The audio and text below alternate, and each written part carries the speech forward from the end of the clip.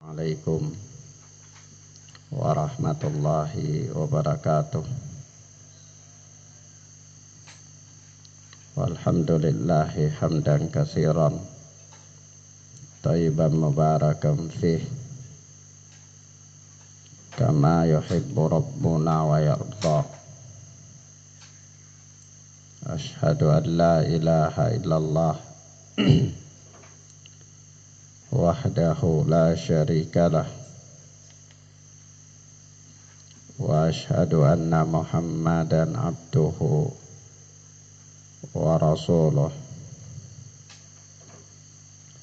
sallallahu alaihi wa ala alihi wa ashabihi wa man tabi'ahum bi ihsanin ila yaumil qiyamah. Amma ba'd. Ikhwanna fiddin rahimani wa rahimakumullah. Kita lanjutkan pelajaran kita dengan kitab Masailul Jahiliyah oleh Syekh Al-Allamah Al-Mujaddid Muhammad bin Abdul Wahhab rahimana wa rahimahallah. Kita sampai pada permasalahan atau tradisi yang ke-13. Kata Syekh, al-mas'alatu tsalitsata asyrata. Tradisi atau masalah yang ke-13. Kata beliau, al-ghuluwu fil ulama'i was salihin. Orang-orang jahiliyah itu mereka bersikap gulu, bersikap ekstrim terhadap para ulama dan orang-orang saleh di kalangan mereka. yakni para ulama dan orang-orang saleh memang mereka mempunyai kedudukan yang tinggi dan Allah mengangkat derajat mereka. Sebagaimana Allah Azza wa Jalla mengatakan, yarfa'illahu alladhina amanu minkum walladhina utul ilma darajat. Allah Subhanahu wa ta'ala mengangkat derajat orang-orang yang beriman dari kalian dan orang-orang yang diberi ilmu pengetahuan oleh Allah beberapa derajat. Begitu pula Allah Azza wa Jalla mengatakan, innama yakhsyallaha min ibadihil ulama. Sesungguhnya yang paling takut kepada Allah dari hamba-hambanya itu adalah para ulama. Dan banyak sekali nas-nas baik yang datang di dalam ayat Al-Quran maupun di dalam sunnah Nabi Sallallahu Alaihi Wasallam yang menunjukkan kepada kita tentang keutamaan para ulama dan orang-orang saleh. Tetapi bersikap ekstrim terhadap mereka adalah perkara yang tidak diizinkan dalam syariat. Sebab asalnya mereka mempunyai kemuliaan dan derajat yang tinggi. Asalnya adalah karena kedekatan mereka dengan Allah. Nah, Allah mengangkat derajat mereka dan Allah memberikan kepada mereka sejumlah keutamaan. Tetapi bukan berarti mereka itu sampai pada batasan-batasan yang tidak mampu dicapai oleh manusia, sehingga memposisikan mereka pada posisi orang-orang yang memiliki hak rububiyah adalah merupakan sebuah kekeliruan. Begitu pula memposisikan mereka pada posisi orang-orang yang berhak atau bisa atau mempunyai hak uluhiyah juga adalah merupakan perkara yang tidak selayaknya. Nah, sebab itu Islam mengatur segala sesuatu itu sesuai dengan porsinya. Tidak boleh melebihinya dan tidak boleh mengurangi daripada kadarnya. Nah, orang-orang jahiliyah mereka dalam bab ini mereka ekstrim, mereka gulu. Mereka kalau berhadapan dengan para ulama dan orang-orang saleh itu mereka gulu. Nah, Syekh Muhammad bin Abdul Wahab mengatakan inilah tradisi mereka. Kalau tidak gulu terhadap orang saleh, tidak gulu terhadap ulama, itu bukan orang-orang jahiliyah. Nah, orang jahiliyah itu punya tradisi ini, ya. Sehingga kalau siapa yang enggak kayak gitu dianggap menyimpang dari tradisinya. Jadi harus kayak gitu, harus ekstrim terhadap para ulama, ekstrim terhadap orang-orang saleh. Apa dalilnya? Ya kata Syekh Muhammad bin Abdul Wahab, qaulihi, seperti firman Allah Subhanahu wa taala, ya ahlal kitab la taqlu fi dinikum wa la taqulu 'ala Allah illal haq. Wahai ahli kitab, janganlah kalian gulu dalam agama kalian. Jangan kalian melampaui batas dalam agama kalian.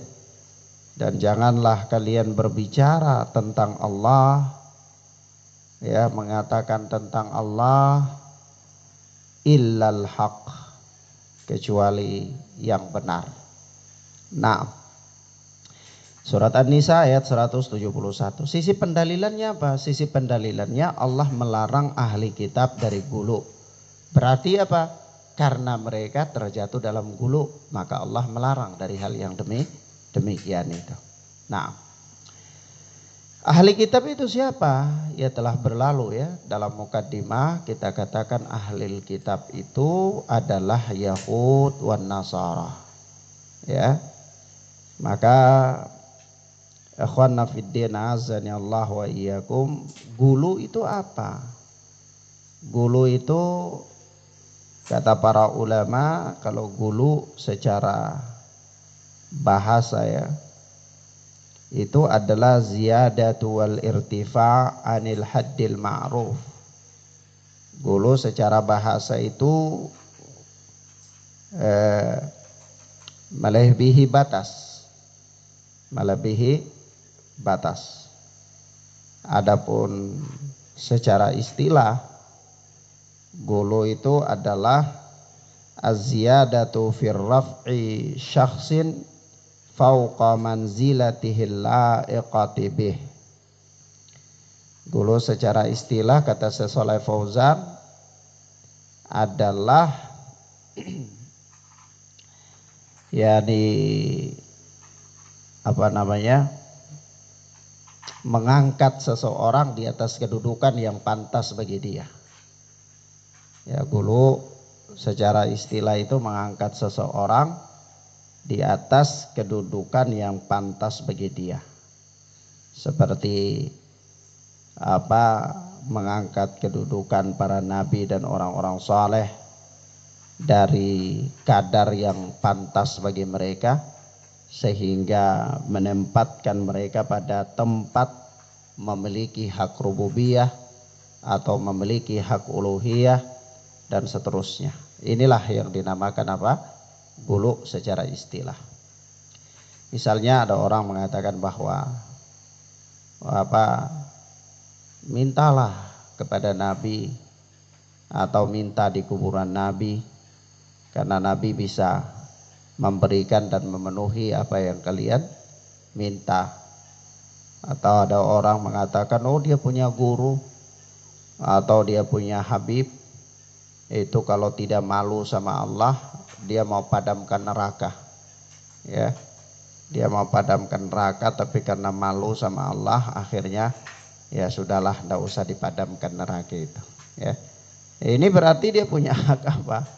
Punya hak rububiyah. Ya, punya hak rububiyah. Dan orang-orang yang apa mempercayainya, itu mereka bersikap gulu. Mereka bersikap apa? Gulu. Mengangkat orang itu melebihi batasannya, kadar yang pantas bagi dia, dan sampai memposisikan dia itu bahwa dia memiliki hak-hak rububiyah. Bahkan sampai memiliki hak ketuhanan. Sebagaimana orang-orang Nasara mengangkat gulu terhadap Isa putra Maryam, itu sampai mengatakan Isa itu adalah anak Allah. Begitu pula orang-orang Yahudi, mereka gulu terhadap Uzair, sampai mereka mengatakan bahwa Uzair itu juga adalah anak Allah. Nah ini gulunya mereka. Begitu pula mereka di dalam itu para nabi ya. Tapi kalau para orang-orang soleh juga begitu. Nih karena orang ini dia soleh, jadi datang ke kuburannya minta kepada dia hajat-hajat kalian. Karena dia ini dulunya soleh ya. Dia ini dulunya punya kedudukan di sisi Allah ya. Dia ini punya karamah ya, begitu dan seterusnya. Nah ini melampaui batas. Sebab itu Nabi Shallallahu Alaihi Wasallam menutup jalan daripada jalan gulu ini. Ya, suatu ketika para sahabat itu ada duduk-duduk ya, ada duduk-duduk di masjid. Lalu Nabi Shallallahu Alaihi Wasallam datang. Begitu Nabi datang, mereka langsung semua berdiri ya untuk memberikan penghormatan kepada Nabi Shallallahu Alaihi Wasallam. Maka apa kata Nabi Shallallahu Alaihi Wasallam? La tutruni kama atratin nasara ibna Maryam. Janganlah kalian menyanjungku sebagaimana orang-orang Nasara menyanjung Isa putra Maryam. Innama ana abdun, sesungguhnya aku ini hanyalah seorang hamba Allah. Faqulu abdullahi wa rasuluh, maka cukup bagi kalian katakanlah hamba Allah dan utusan Allah subhanahu wa ta'ala. Nah, jadi Nabi sendiri itu tidak memiliki hak rububiyah. Nabi memiliki kedudukan Nabi yang begitu tinggi ya. Nabi mempunyai keutamaan yang begitu banyak sekali ya. Nabi mempunyai mukjizat yang cukup luar biasa, tetapi Nabi tidak sampai pada batasan hak rububiyah. Dan Nabi menutup jalan-jalan untuk sampai ke sana. Nah, setiap kali ada jalan yang terbuka untuk menuju kepada sikap ekstrim ya, pengkultusan terhadap Nabi Shallallahu Alaihi Wasallam, maka itu beliau melarang. Beliau ketika sahabat berdiri, sebenarnya tidak ada masalah. Mereka menghormati Nabi. Tetapi ketika ini adalah jalan untuk menuju kepada pengkultusan, maka Nabi melakukan langkah preventif. Nabi melarang, mencegah, tidak boleh. La tutruni kama atratin nasara ibna Maryam. Jangan kalian membangga-banggakan aku seperti layaknya orang-orang Nasara membangga-banggakan Isa putra Maryam. Innama ana abdun faqulu abdullahi wa rasuluh. Sesungguhnya aku ini hanyalah manusia biasa, maka katakanlah hamba Allah dan utusan Allah azza wa jalla. Nah begitu pula ya, kita lihat Allah subhanahu wa ta'ala berfirman dalam surat An-Nisa, ya ahlal kitab la taqlu fi dinikum wa la taqulu ala Allahi illal haq innamal masihu Isa bin Maryam Rasulullah wa kalimatuhu alqaha ila Maryam wa ruhum minhu fa aminu billahi wa rusulih wa la taqulu thalathatun. Naam. Di sini surat apa? An-Nisa ya. Surat An-Nisa ayat yang ke 171 ya. Yaitu ya ahlal kitab la taqlu fi dinikum, wahai ahli kitab, janganlah kalian ya berbuat ekstrim dalam agama kalian, melampaui batas dalam agama kalian. Wala taqulu 'alallahi illal haq, dan janganlah kalian berbicara tentang Allah kecuali dengan hak. Innamal masihu Isa bin Maryam Rasulullah wa kalimatuhu alqaha ila Maryam wa ruhum minhu. Sesungguhnya Isa Al-Masih putra Maryam adalah utusan Allah dan kalimat Allah. Utusan Allah dan apa? Kalimat Allah Azza wa Jalla, yani kun fayakun ya. Diciptakan, Allah menciptakan dengan apa? Kalimat kun. Dan apa? Alqaha ila Maryam, yang diletakkan ke Maryam, ke rahimnya Maryam binti Imran. Kemudian wa ruhum minhu fa aminu billahi wa rusulih, maka berimanlah kalian kepada Allah dan utusan-utusannya. Wala taqulu thalathah, dan janganlah kalian mengatakan Tuhan itu ada tiga. Jangan kalian katakan Tuhan itu ada tiga. Ini orang-orang apa? Orang-orang Nasara, mereka gulu terhadap Nabi, yaitu Nabi Isa alaihi salatu wassalam. Ya, sampai mereka mengatakan Tuhan itu ada tiga. Ada tiga ya. Ada Tuhan Bapa, ada Tuhan Anak, ada Tuhan Ibu juga. Ya. Suatu ketika Tuhan bisa jadi empat kalau Tuhan ibunya hamil, punya anak satu lagi. Ya, jadi ada empat. Jadi Tuhannya punya, Tuhan ibunya punya anak dua. Jadi Tuhan anaknya akhirnya ada dua. Ya. Naam. Suatu ketika akhirnya menarik kepentingan antara Tuhan Bapa dan Tuhan Mama. Jadi Tuhan Bapa mau hujan, Tuhan Mama mau panas. Akhirnya mereka bertengkar, ya, bertengkar karena berbeda kepentingan.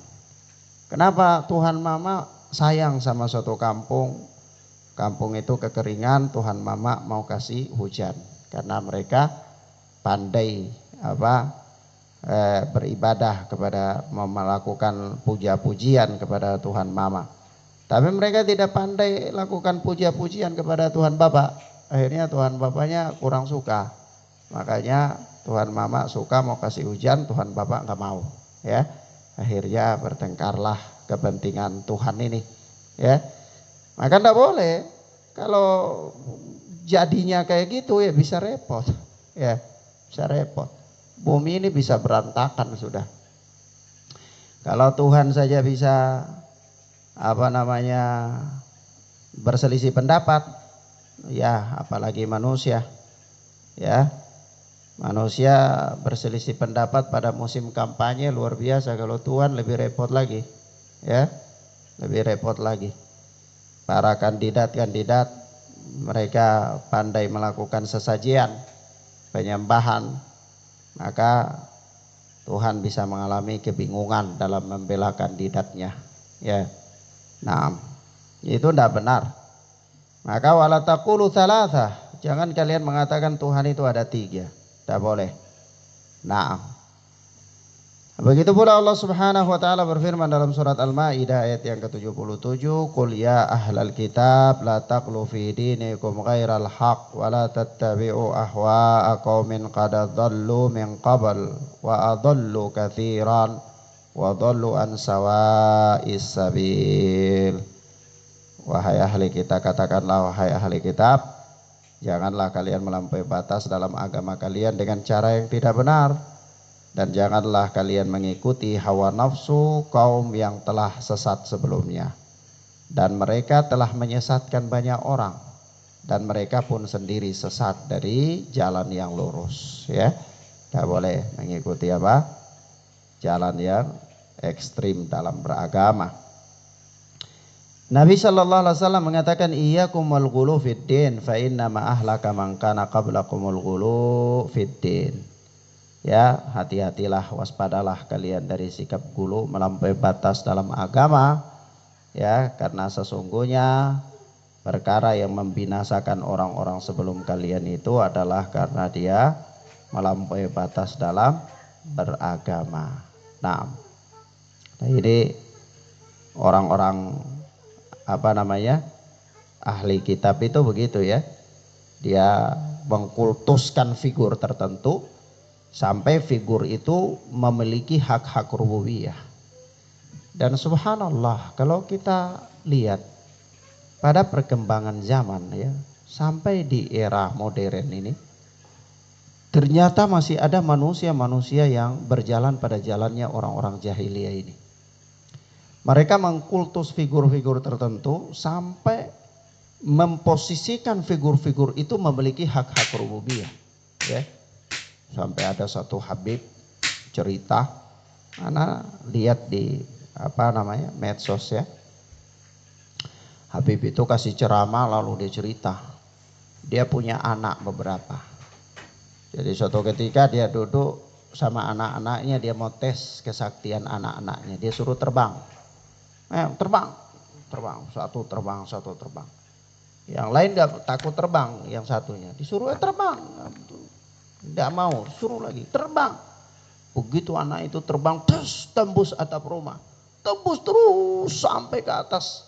Ya, dipanggil turun. Apa kata dia?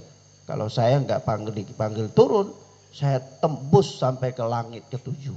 Allah Akbar. Ini dan apa? Dan ini dianggap bagi mereka karamah. Ya, cerita-cerita dongeng bin Bahlul ini kayak ini dianggap apa karamah. Ya, ini subhanallah. Jadi itu kenapa? Karena apa? Ada pengkultusan. Ada apa? Pengkultusan.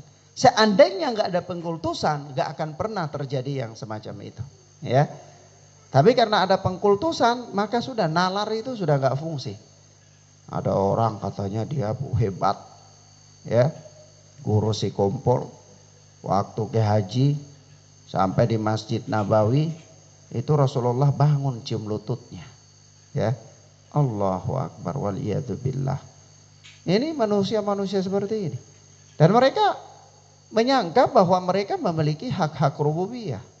Ya, memiliki hak-hak apa? Rububiyah. Seenaknya saja. Mereka ngomong tentang hak-hak rububiyah. Bisa ini, bisa itu. Ya. Sampai-sampai ada satu orang ibadahnya berantakan, tapi cinta sama Habib katanya. Nah, karena cinta sama Habib itu suatu ketika dia meninggal, wafat, orangnya wafat. Dikasih tahu kepada Habibnya, Beb, si fulan itu wafat. Kata dia, oh tunggu sebentar. Datang dia. Datang, diambil minta secari kertas, dia tulis namanya, dia kasih di sang mayit itu, ini bawah. Nanti kalau kamu ditanya sama malaikat, gak usah ngomong, kasih tunjuk ini saja. Kamu murid, ya. Murid dari Habib Fulan bin Fulan, ya, itu bebas kamu. Allahu Akbar. Ini mereka punya hak-hak rububiyah. Sedikit lagi mereka sampai di hak ketuhanan. Sedikit lagi ngibul hak rububiyah sudah habis, naik tingkatan ngibulnya ke hak uluhiyah, ya, penyembahan. Ya sudah mau sampai di hak uluhiyah. Sampai mereka mengatakan bahwa siapapun itu kalau dia nggak mendapatkan syafaat kami nggak bisa. Ya, jadi dia sudah mau sampai di tingkat apa? Hak uluhiyah. Nah ini sedikit lagi sama dengan orang-orang Nasara. Dia mengkultuskan Isa putra Maryam. Mulai dari memiliki kesaktian dulu. Dianggap memiliki kesaktian, mukjizat, hal-hal karamah hebat, lalu naik ke rububiyah. Begitu dia memiliki hak rububiyah, naik lagi ke hal uluhiyah. Lama-lama jadi Tuhan. Lama-lama jadi apa? Tuhan. Hanya orang Nasara dia umumkan bahwa dia jadi Tuhan. Isa jadi Tuhan. Karena punya sekian kehebatan lah gitu ya. Sekian mukjizat. Nah, kalau nanti orang-orang ini yang menyimpang ini, yang dikultuskan ini, ya mereka juga bisa ngaku jadi Tuhan tapi masih malu-malu. Jadi bersembunyi dengan karamah-karamah, zikir-zikirnya ya, terbang bisa tembus langit ya. Kalau enggak malu hati sama Allah mau padamkan api neraka ya. Allahu Akbar. Ini manusia-manusia yang memang. Nah, ini seputar apa? Seputar gulu sebenarnya ini ya. Bahasan ini adalah bahasan seputar apa? Seputar gulu dalam agama. Ini yang menghancurkan orang-orang sebelumnya.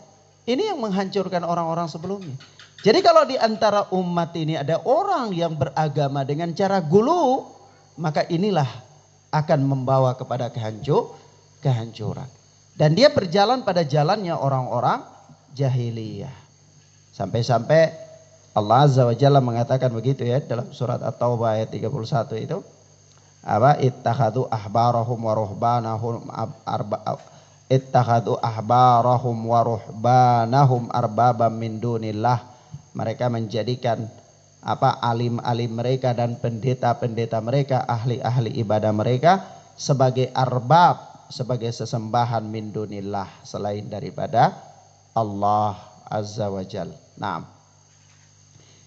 jadi suatu ketika ada seorang dia datang ya, dia datang kepada Nabi Shallallahu Alaihi Wasallam dan dia katakan, ya Rasulullah, kami tidak menyembah mereka, ya, kami tidak menyembah mereka. Lalu kata Nabi, bukankah mereka menghalalkan perkara yang diharamkan lalu kalian menghalalkan? Dia katakan, iya kami menghalalkan. Bukankah mereka mengharamkan yang dihalalkan oleh Allah lalu kalian ikut mengharamkan? Dia katakan, iya kami mengharamkan. Maka kata Nabi, itulah yang dimaksudkan dengan apa? Kalian menyembah mereka. Artinya apa? Artinya kan hak halal, hak menghalalkan dan mengharamkan itu hak mutlak Allah, ya kan? Tapi ketika ada manusia dia menghalalkan dan dia mengharamkan seenak dia dan diikuti oleh para pengikutnya, berarti otomatis para pengikut ini telah mengkultuskan dia, bahkan menjadikan dia sebagai Tuhan. Karena telah sampai pada posisi mengambil alih hak-hak yang merupakan hak ketuhanan. Jadi kan dia protes ya. Orang ini dia protes ketika mendengar ayat ini, itu apa? Ittakhadhu ahbarahum wa ruhbanahum arbaba min dunillah. Mereka menjadikan ulama-ulama mereka dan ahli-ahli ibadah mereka sebagai sesembahan selain dari Allah. Dia datang kepada Nabi, dia protes, ya Rasulullah, kami tidak sembah mereka, tidak sembah mereka. Lalu apa kata Nabi? Bukankah kalau mereka menghalalkan yang Allah haramkan, kalian ikut menghalalkan? Dia katakan, iyalah kami ikut mereka, mereka ulama kami, ya, mereka ahli ibadah kami, ya. Jadi dia kultus ya. Dan bukankah mereka haramkan yang dihalalkan oleh Allah, kalian ikut mengharamkan? Kata mereka, iya kami mengharamkan. Artinya kami ini benar-benar mengikuti mereka, ya. Maka kata Nabi, itulah yang dimaksud dengan menyembah mereka, ya. Nah, taib ikhwanna fiddina azani Allah wa iyyakum, intinya poin ini adalah menunjukkan kepada kita tentang bahayanya gulu di dalam beragama, ya. Karena gulu di dalam agama itu adalah merupakan salah satu sumber malapetaka di dalam agama, merupakan sumber kehancuran di dalam agama, dan dia merupakan tradisi jahiliyah. Sehingga kalaulah ada orang dari umat ini yang dia beragama dengan cara gulu, maka sungguh orang ini ada pada dirinya salah satu perangai daripada perangai jahiliyah. Naam. Wallahu ta'ala a'lam bissawab. Ila huna. Ikhwan, kita bisa baca satu permasalahan. Insyaallah ta'ala kita lanjutkan pada pelajaran yang berikutnya biidznillah. Wassallallahu ala nabiyina Muhammad wa ala alihi wa sahbihi wasallam. Subhanakallahumma bihamdika asyhadu an la ilaha illa anta astaghfiruka wa atubu ilaik. Wassalamualaikum warahmatullahi wabarakatuh.